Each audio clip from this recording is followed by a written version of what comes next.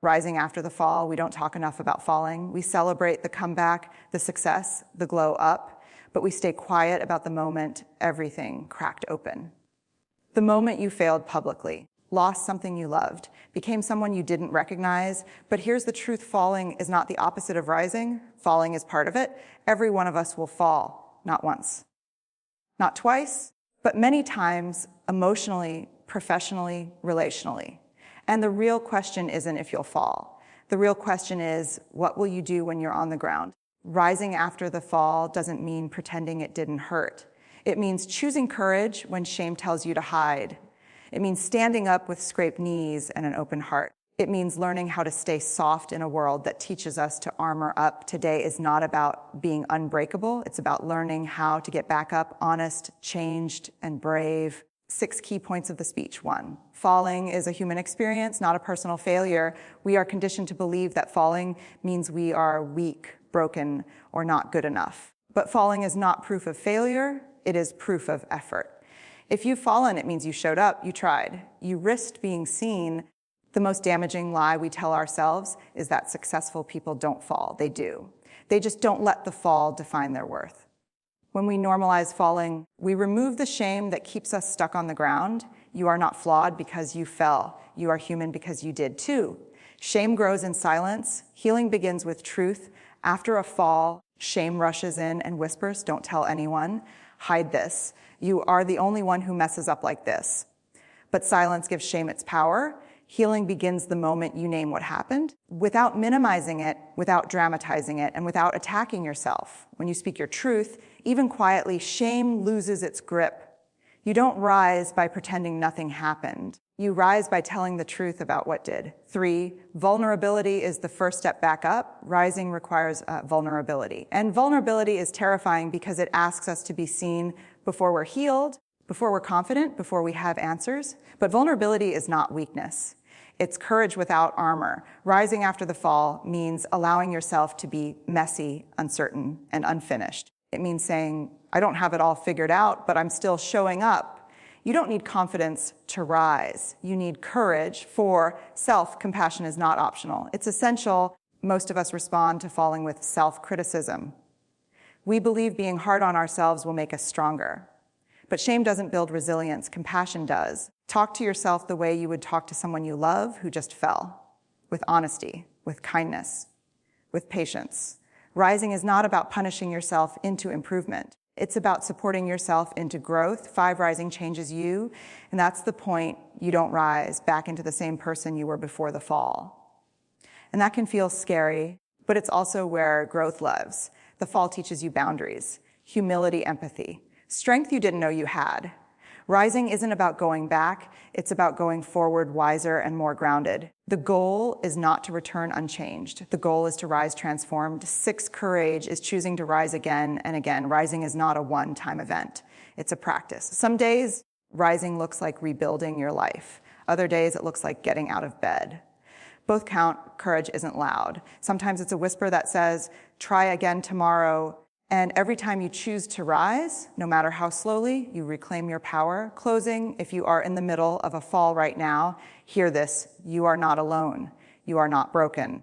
And this is not the end of your story. Rising after the fall doesn't mean you won't fall again. It means you trust yourself enough to stand back up. And that more than perfection, more than success, is what real strength looks like. Thank you. Falling is a human experience, not a personal failure. From the moment we are young, we are taught directly and indirectly that falling is something to avoid at all costs. We are praised for winning, achieving, and succeeding, but rarely for trying, risking, or daring greatly. Somewhere along the way, many of us begin to believe that if we fall, it means something is wrong with us. That belief is not only false, it is deeply harmful. Falling is not evidence of inadequacy. Falling is evidence of courage. Every meaningful life includes moments of loss, rejection, disappointment, and failure. Careers don't move in straight lines.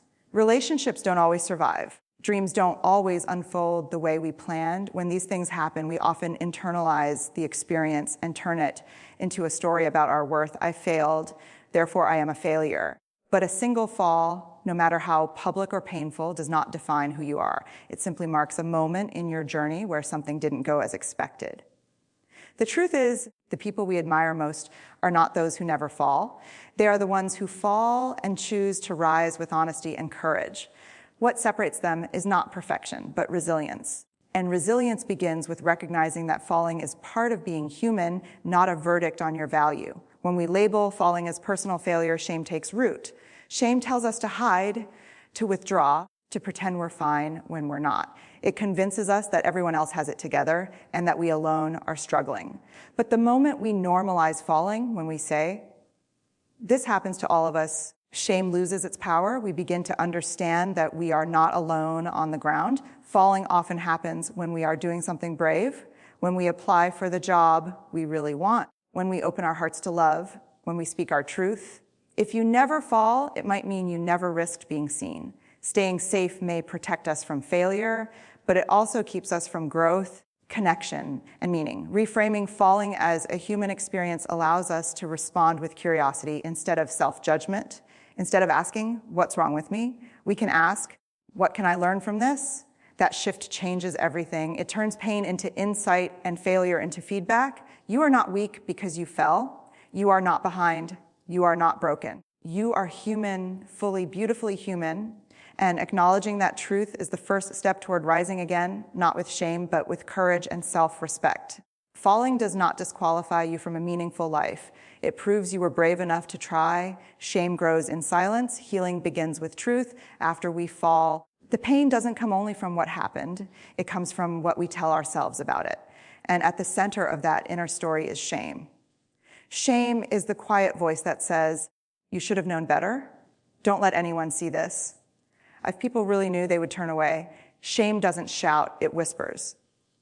And its favorite place to live is in silence. Silence convinces us that our struggle is unique, that everyone else is managing life better than we are. It isolates us at the exact moment we most need connection. When we hide our fall, we don't just hide the event, we hide ourselves. And the longer we stay silent, the heavier the burden becomes. Shame thrives on secrecy because secrecy keeps it unchallenged. As long as no one hears the truth, shame can define it for us. It can twist a mistake into an identity and turn a moment of pain into a lifelong label. But the moment we name what happened out loud, or even quietly to ourselves, shame begins to loosen its grip. Healing does not require oversharing or public confession. Truth telling is not about exposing everything to everyone. It's about choosing honesty over hiding. It might look like telling one trusted person, I'm not okay. It might look like admitting to yourself, this hurt more than I want to admit. Truth doesn't demand perfection. It asks for courage. When we speak our truth, something powerful happens. We begin to see that our story is not as isolating as shame led us to believe. We hear, me too. We realize that others have fallen in similar ways, felt the same fear, carried the same doubt. Connection grows where silence once lived, and healing starts to take root. Truth also allows us to separate who we are from what happened. A bad decision does not make you a bad person. A failed relationship does not make you unlovable. A professional setback does not erase your talents or your worth. Shame blurs these lines, truth restores them. There is courage in saying, this is my story, and I will not let it define my worth. When we stop hiding, we stop giving shame control over our narrative. We reclaim authorship of our lives, not as victims of our mistakes, but as humans learning and growing through them. Rising after the fall requires honesty, not brutal self-criticism, not denial, but compassionate truth. The kind of truth that says, this happened, it hurt, and I am still worthy of love, belonging, and respect. Shame needs silence to survive. Healing begins the moment we choose truth instead. Vulnerability is the first step back up. After a fall, our instinct is to protect ourselves. We pull back, build emotional walls, and tell ourselves that if we just stay guarded enough, nothing can hurt us again. Armor feels safe. But while armor may prevent pain, it also prevents healing. Rising after the fall requires something that feels far more dangerous than staying down vulnerability. Vulnerability is not weakness, even though it often feels like it. Vulnerability is uncertainty, risk, and emotional exposure. It is showing up without guarantees. After a fall, vulnerability means allowing yourself to be seen before you feel ready, before you have the answers, and before the wounds are fully healed. And that takes courage. Many of us believe we need confidence before we can rise. We think we have to feel strong, certain, and put together before we take the next step. But confidence is not the starting point. It is the result. Vulnerability comes first. You don't wait until you're fearless to stand up. You stand up while you're still afraid. Vulnerability might look like admitting you're struggling instead of pretending you're fine. It might look like asking for help when you've always prided yourself on being independent. It might look like trying again, even though the memory of the fall is still fresh. These moments don't feel heroic. They feel uncomfortable, awkward, and risky. But they are the moments where rising begins. When we avoid vulnerability, we often mistake self-protection for strength. We tell ourselves that being closed off makes us resilient. But true resilience doesn't come from shutting down. It comes from staying open to learning, staying open to connection, staying open to hope, even when disappointment has taught us to expect less. Vulnerability also allows us to reconnect with ourselves. After a fall, many people disconnect from their emotions as a way to cope. They numb, distract, or stay busy to avoid feeling pain. But rising requires presence. It requires sitting with discomfort long enough to understand what it has to teach us. Vulnerability is the bridge between pain and wisdom. There is no rising without risk. Every step forward carries the possibility of another fall. But avoiding risk does not protect us from pain. It only protects us from growth. The willingness to be vulnerable, again, is a declaration that the fall did not take your courage. It didn't steal your capacity to hope. Rising after the fall is not about proving anything to anyone. It's about honoring your humanity. It's about saying, I'm still here. I'm still open. I'm still willing. Vulnerability is not the end of strength. It is the beginning of rising. Self-compassion is not optional. It's essential when we fall. Many of us believe the fastest way back up is to be hard on ourselves. We think self-criticism will keep us accountable, motivate us to do better, or prevent us from making the same mistake again. So we replay the fall in our minds, dissect every decision, and punish ourselves with harsh inner dialogue. But this approach doesn't build strength, it deepens the wound. Self-compassion is not self-indulgence. It is not making excuses or avoiding responsibility. Self-compassion is responding to your pain with the same care and honesty you would offer someone you love. And when it comes to rising after the fall, it is not optional, it is essential. Without self-compassion, every fall becomes a personal attack.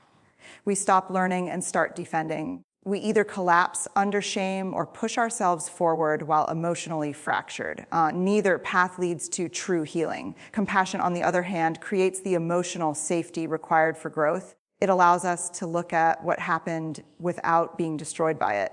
Being compassionate with yourself doesn't mean ignoring the consequences of your actions. It means separating accountability from self-worth. You can say, this didn't go well, and I need to learn from it without adding, this proves I'm not good enough.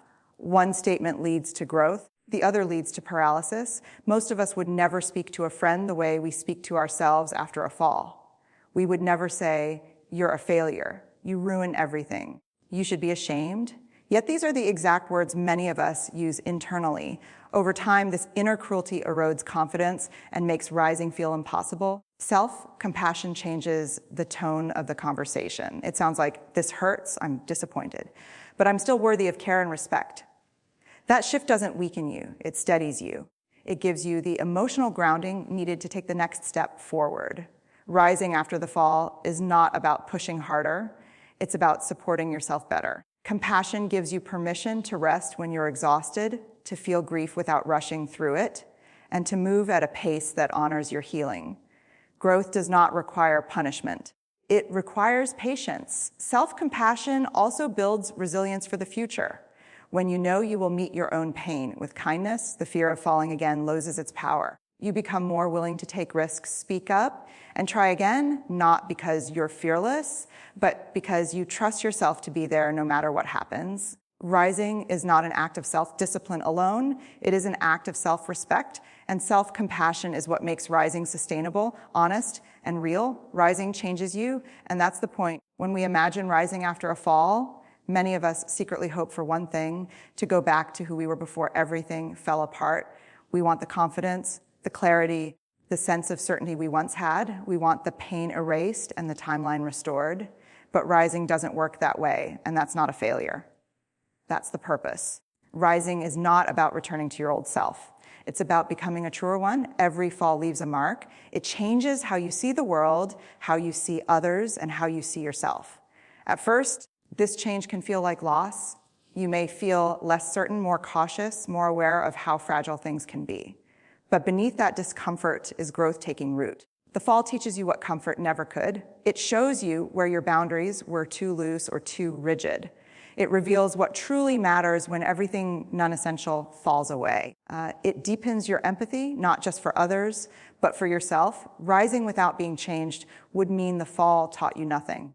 Many people resist this transformation because it requires letting go of old identities. You may no longer be the person who says yes to everything. You may no longer chase approval the way you once did. You may become quieter, stronger, more discerning. This can feel unsettling, especially if others expect you to stay the same. But growth often looks like disappointment to those who benefited from your old version. Rising after the fall invites wisdom.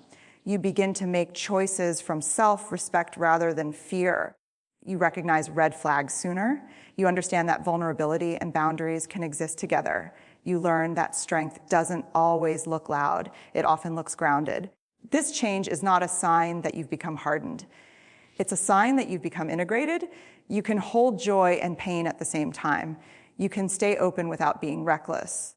You can care deeply without abandoning yourself. That balance is earned through falling and rising, not through avoiding pain. Transformation also means releasing the pressure to prove something. Before the fall, many of us are driven by the need to succeed, impress, or validate our worth. After rising, the motivation shifts. You still strive, but from alignment, not desperation. You move forward because it matters, not because you're trying to outrun shame. Rising doesn't make you flawless. It makes you honest. It doesn't make life easier. It makes you steadier. You learn that healing is not about erasing the past. It's about carrying it with wisdom instead of weight. So if you feel changed after the fall, that's not something to fear. That's how you know you're rising. You are not going back. You are moving forward, stronger, wiser, and more fully yourself. Courage is choosing to rise again and again. We often think of courage as a single dramatic moment, the instant when everything changes and we triumph over adversity. But real courage rarely looks like that. Real courage is quieter, more ordinary, and far more demanding. It is the decision to rise again and again, even when you are tired, uncertain, and afraid. Rising after the fall is not a one-time event. It is a practice. Some days, rising looks like rebuilding your life from the ground up.